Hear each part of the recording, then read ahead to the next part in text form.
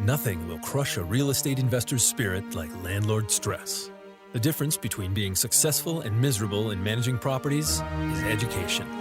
Welcome to Landlord University, where landlords learn. Landlord University is recorded from inside the RentPrep office, where Stephen White and Jeff Pearson share the lessons learned from working with some of the most successful landlords.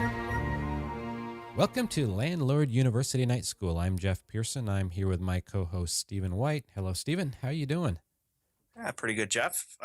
So we're going to be talking about hoarders today and hoarder tenants. And I think everybody has an understanding of what a hoarder is based on those reality shows that you see on TV. I think every network's got one or two of them now.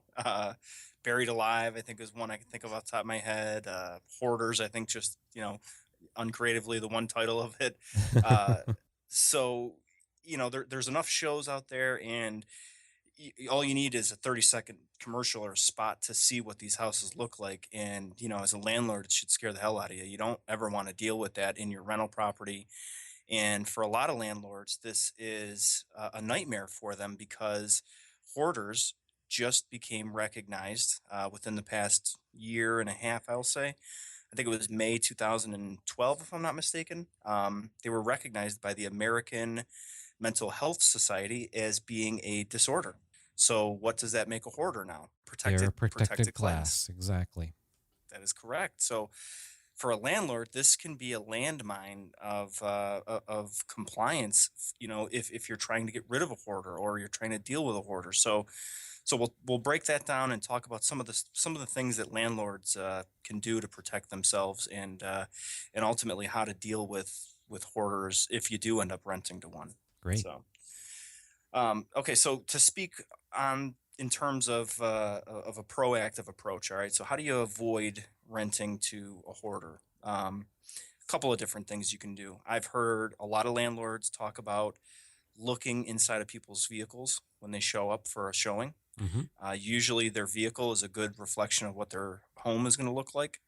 If they've got junk piled in the back so that you can't even sit back there and there's stuff all over and stuff piled in the front seat, I think it's pretty safe to assume that that's how their living habitat's going to be as well. Yes. So that's usually a pretty big red flag warning sign right there. For some of the landlords that are willing to go the extra mile, I know this is debated. I know some landlords say they won't ever do this, and some landlords insist on doing this every time. Check out their current property. So, some landlords will take a drive and check out their current place. Some landlords tell tenants that they want to do it almost like an inspection with the tenant before they agree to rent to them. That, to me, might be taking it a little far. I don't know a lot of tenants that are going to be thrilled with that. I think that's, you're coming across as a really hard to deal with landlord at that point. So you got to find a balance there. But, taking a peek at their current habits is definitely one way of getting an indication of what type of a person they are. Obviously, talking to their current landlord, their previous landlord, getting an idea from that perspective. Hopefully they're aware of any hoarding situations as well. Hoarding is not one of these things also where they're going to just decide to be a hoarder for you. They're already a hoarder. So they're already, they're already living in a place that, that's going to have problems. The only way to protect yourself on the front end, if you're going into the situation, let's just say that they were able to cover it all up well enough and you just had no idea, and now you're about to rent to a hoarder. The one addendum that's going to save you is something that's called a good housekeeping addendum. And it's addendum that you add to the lease, and it basically outlines your parameters for what you consider to be keeping the rental unit in good order or in good housekeeping order. And that addendum makes it a lot easier to end the lease or to remove them from the property if they're in violation of that addendum specifically, because that addendum is going to talk about the condition of the premise and what you consider to be clean. And so if they're in violation of that because they're hoarding and they basically have one path to go through the whole place and, they got stuff piled everywhere, it becomes a safety issue.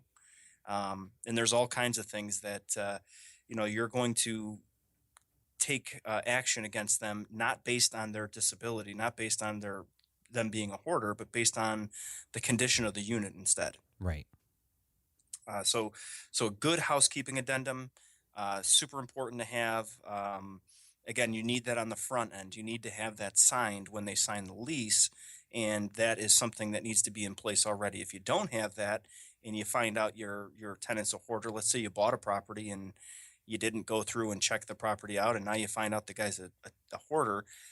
You can't shove a good housekeeping addendum under his nose, have him sign it, and then evict him that month. It's got to be something that's already in place. So that's something that you need to be proactive about during the signing of the lease and have prepared. And if you don't have it in place, then I would assume that when that lease is up for renewal, you can implement it at that time. The problem is Yes. if you're already seeing signs of them being a hoarder, you can't, like you said, you can't just say, okay, well, we have a new lease, time for you to sign this. Oops, you have to go. If you're at that point, if you feel that they are a hoarder or they're on that path when their lease comes up, then it's time to ask them to leave. Don't try to use that addendum as your way of kicking them out. That will get you in trouble really fast. And here's the interesting part about this, especially like I said, with the hoarders being recognized as a mental disorder now. As a landlord, if you do end up renting to a hoarder and you do, the process for getting rid of them is not as easy as a typical tenant, because there are fair housing laws that protect these people.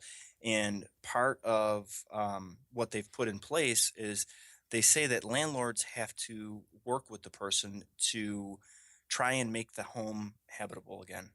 And so what you do is you have to schedule with them a timeline for when you'd like the place to be cleaned or in good order, and you have to meet inspection requirements and all kinds of things like that. So it becomes a real inconvenience and just kind of a pain in the neck for landlords who now have to deal with this, because now you're babysitting this tenant.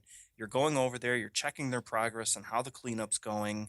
And it becomes way more involved than what most landlords want to get into, when you're dealing with somebody that ultimately you just want to get rid of them anyway. Yes. And so now you've got a whole lot of time and energy invested into trying to get rid of them the correct way. And, in the meantime, you're trying to follow fair housing laws and trying to give them a place that's habitable. And even though they're the ones that made it inhabitable, it's still your responsibility to make it habitable or oversee that it's being made habitable. So it starts getting into a really weird area where landlords have to really manage this property more than you would ever normally have to with any tenant typically. And like I said, the tenants that or the landlords that I've heard firsthand that have had to deal with this, it just becomes a real nightmare, because of course there's a whole group of people that are waiting to try and help and protect that tenant who they see as having a mental disorder, and they're in this bad place. And as a landlord, you're looking at it from the property perspective. They're destroying your property. Damage is being done, every day that they're in there, it's going to get worse. But from their perspective, they're about to lose their home. And, there's somebody with a disability and they can't be kicked out that easily. So, it's not a fun situation to be in for the landlord at all. No. And I think to a certain extent, when you're dealing with somebody who is a hoarder, and I'm not an expert, but just trying to use some common sense, it's not something that usually happens overnight. If Right. you, as a landlord, you rent your place out to somebody, in the first 6 months to a year, odds are you're not going to see excessive signs of hoarding. You're going to see some decent signs, but it's not going to be at a point where they only have a path to go from the front door to the bathroom or whatever. That takes a little bit more time. And if you're concerned about hoarding in general, and I wouldn't say about a particular tenant, but it probably wouldn't hurt to plan to do an inspection after the first 6 months that somebody has moved in, and then do an annual inspection. I don't know if doing inspections twice a year really makes a lot of sense. I mean, certainly, as a landlord, if you really want to protect yourself, do an inspection every month. That's not going to make your tenants happy. you're going to start to put yourself into some questionable areas. They could almost say that it was harassment. And I'm not talking just about hoarding. It could be about anything. It just could be general inspections, and you have to do it within reason. Annual inspections make a lot of sense, but when you first rent a place out, maybe do a 6-month inspection and give your tenants a heads up when you rent to them. It's like, look, I like to make sure that everything's in good shape, and I like to do an inspection after about 6 months just to be sure that we're good to go. Then I'll do one at the annual time frame, and then every year I'll do an annual inspection. Hopefully those will give you a heads up as to whether you're starting to see signs of that, and you can hopefully head it off. But again, if you start to suspect that someone is a hoarder, if you have reasons to kick them out that don't pertain directly to that, you can take advantage of that. But if they are definitely a hoarder, then you've put yourself into a position that you have to follow all of the rules of the Fair Housing Act, and you have to be honest with yourself and pay attention to the law. The goal is not to skirt the law. The goal is to make sure that you're following the law as closely as possible. And ultimately, obviously these people do have some type of mental situation. It's been recognized by the law. You want to make sure that you're taking care of them as well. And unfortunately, it will end up meaning a lot of work for you. Right. Yeah. And, a couple of warning signs that you might want to look out for anyone who hasn't watched any of those hoarding shows. I think I've watched a handful enough to spot them a mile away. Usually it's people who claim to be collectors. And they're usually collecting things that most people probably wouldn't collect. So if you do that 6-month inspection and you're walking through and you see a collection of pizza boxes or pop bottles, or junk is certainly one thing, but just sort of the flea market type of people who are always going and buying as much stuff as they possibly can, and there's really no rhyme or reason to it. Those tend to be people that I would classify as hoarders, where enough is never enough, and they're always going to be looking to fill that thing up with more and more stuff, more junk. So yeah, I mean, you definitely want to look for some of those warning signs. And I think it's a great point that you make about the 6 months, then the year mark, and then continue it from, 1 year to the next. But at that 6-month mark, hopefully there's enough writing on the wall that you'd be able to, not literally, hopefully, but hopefully there's enough things as you're going through that walkthrough to be able to spot and start seeing some of the signs too. Yes. And during that 6-month walkthrough, make sure you're looking for things that you can take care of that allow you to take care of your tenant. Going back to the whole business thing, is there a light fixture that isn't quite right, or just something relatively minor that you can use to show them that you're there to help them? This isn't Right. an inspection to be looking over their shoulder. Rather, this is to make sure that everything's in good shape. You're looking for the condition of the apartment for things that you can help them with. And I think anytime you do an inspection, that's an important thing to do. And sometime in the relatively near future, we're going to be doing an episode about annual inspections, which is going to go along with some good documentation that I know you're working on. And I think that's going to be a really good discussion when we get to that point.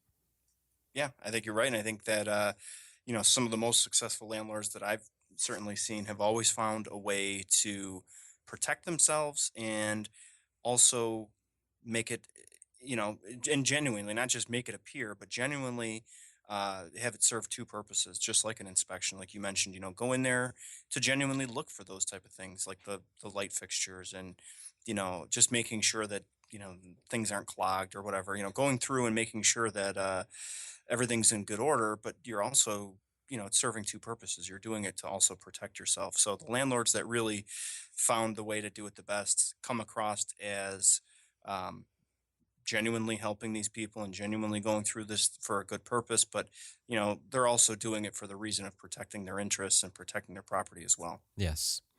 And just like when I'm dealing with an employee, when I'm dealing with a tenant, one of the questions I always like to ask is, if there was one thing that you could have fixed, what would it be? Or one thing that you would like to have improved? And you can get them, they might give you a great response that is just something that you could do in a heartbeat. It's like, you know what? I could get that taken care of now. Let me head over to the hardware store, get something, and I'll be back and I'll have that taken care of. Other times it's a long-term thing. And it might be something like, yeah, it's a little bit expensive, but you know what? I really want to do that for you, but it's going to take me a few months to put everything in place. But I'll work to get that taken care of for you. And it could be the sprinkler timer. Some of those things can be so frustrating. Or it could be the thermostat. There's an old style thermostat. They would really love to have an electronic thermostat with timers. Well, that's a $30 fix. I would In a win-win, it's going to save you on utility costs and everything else. exactly. So, Yeah, whether I'm yeah, paying those utilities or they are, it's going to save on utilities, and right. it's a 10-minute fix. I could go to the hardware store an hour by the time you're done. Go to the hardware store, pick one of those things up, come right back, change that thing out. I know how much that makes me feel better when I have that. And I'm happy to do something like that. And especially if it's something they point out when I just say, what could I fix, or what could I do to make this better for you? And again, the reasonable tenants will give you that simple little thing that will make them really happy. And it's fun to be able to do. And so always keep that in mind. Yeah, and that $30 thermostat may be the difference between a 1 year and out lease or a long-term tenant that's there for 5+ years. So, That's right. make no mistake that, we're talking about hoarders, but on the other end of the spectrum, the inspections and things can also help identify the really good tenants too. And those are the ones Yes, you want to take good care of them. that's So right. And the you always good want to, tenants, and if you're renting a place for thousands and thousands of dollars, you don't do a $30 thermostat, you do a $250 Nest or one of those fancy ones. We talked just recently about gearing your rental towards these tech savvy young people, and so maybe that would be appropriate. But the $30 thermostat can make all the difference in the world. It doesn't always have to be the expensive option, but sometimes pay attention to whether your long-term benefit for spending the extra $100 or $200 may be more than worth it. certainly. Well, again, we've had another fun and very interesting episode, and really, people need to pay attention to the fair housing laws about hoarders. You don't want to discriminate against them, and you can't just choose to kick them out because they're hoarding. You have to make sure you follow the laws, and if you suspect it, then you need to start to do some research, and we'll do our best to provide some information about that on the RentPrep website. Yeah, certainly.